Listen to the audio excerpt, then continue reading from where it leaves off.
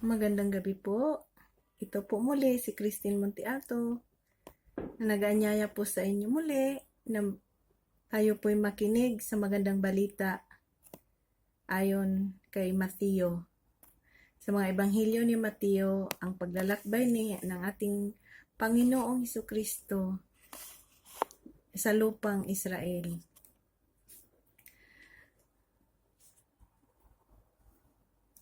Ngayon po, ang babasahin po natin ang kanyang paglalakbay dito sa Israel. Ay ito po ang magandang balita na ating pong papakinggan ngayong gabing ito.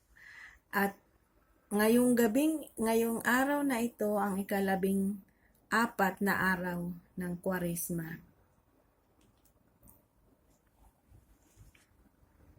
Ang babasahin ko po ay sa Ebanghelyo, magandang balita, yung kay Mateo ay Mateo 12, versikulo 33 hanggang 50.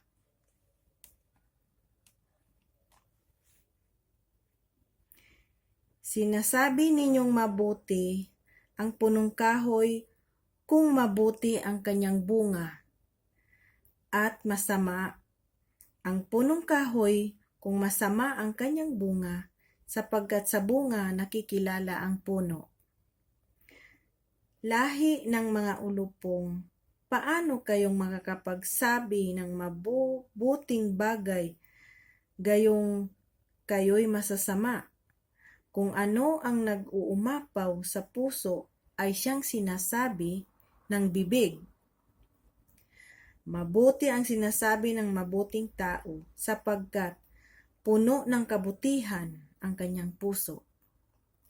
Masama ang sinasabi ng masamang tao, sapagkat puno ng kasamaan ang kanyang puso.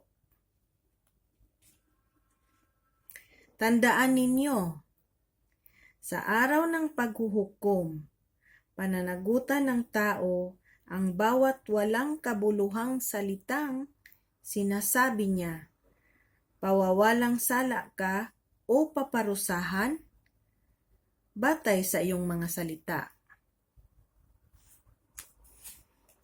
Sinabi naman sa kanya ng ilang tagapagturo ng kautusan at mga Parisiyo, Guro, maaari po bang magpakita kayo sa amin ng isang palatandaan?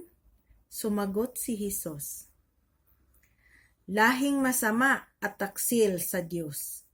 Naghahanap kayo ng palatandaan, ngunit walang ipapakita sa inyo maliban sa himalang nangyayari kay Propeta Jonas.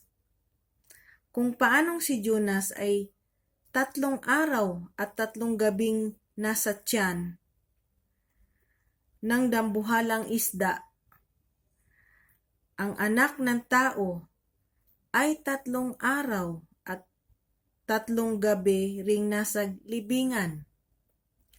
Sa araw ng paghuhukom, tatayo ang mga taga-Nineve at sasaksi laban sa lahing ito, sapagkat nagsisi sila matapos parangalan ni Jonas. Ngunit higit pa kay Jonas ang naririto. Sa araw na iyon, sasaksi rin ang reyna ng Seba laban sa lahing ito. Naglakbay siya mula pa sa dulo ng daigdig upang masaksihan ang karunungan ni Solomon, ngunit higit pa kay Solomon ang naririto ngayon.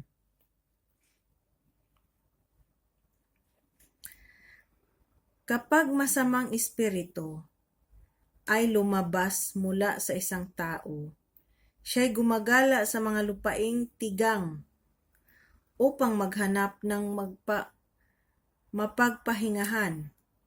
Kung wala itong matagpuan, ay sinasabi sa sarili, babalik ako sa tahanang aking pinanggalingan. Pagbalik niya at nakita itong walang laman, malinis at maayos, aalis muna siya at magsasama pa ng 7 espiritong mas masama kaysa kanya, at papasok sila at maninirahan doon. Dahil dito, ang kanyang magiging kalagayan mas masama pa kaysa dati. Ganyan ang mangyayari sa masamang lahing ito. Habang si Jesus ay nangangaral, dumating ang kanyang ina at mga kapatid. Naghihintay sila sa labas ng sinagoga dahil nais nila siyang makausap. May nagsabi kay Jesus, "Nasa labas po ang inyong ina at mga kapatid. Ibig nila kayong makausap," ngunit sinabi niya,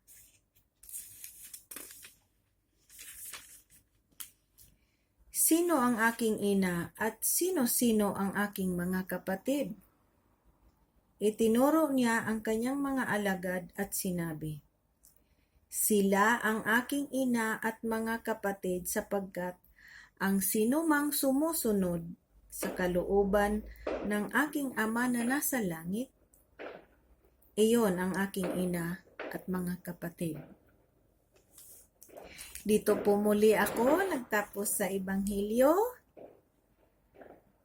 o magandang balita ayon kay Mateo. Maraming salamat po sa pakikinig po.